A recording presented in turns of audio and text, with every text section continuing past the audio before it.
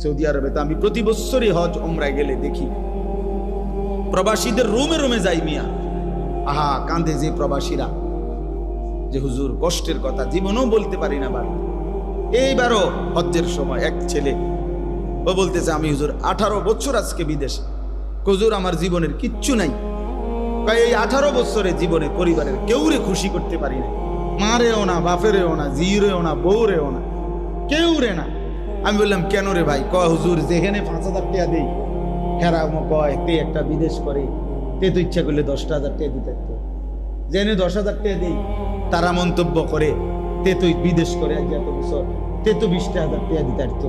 কয় হুজুর কোনোদিন কেউ রে খুশি করতে পারলাম, দিয়েই গেলাম সব, কিন্তু খুশি হয় না কেউ। প্রত্যেকেই মনে করে আরো দেওয়া দরকার ছিল, আমি আরো দেওয়া দরকার ছিল, আমি কি খাই না না খাই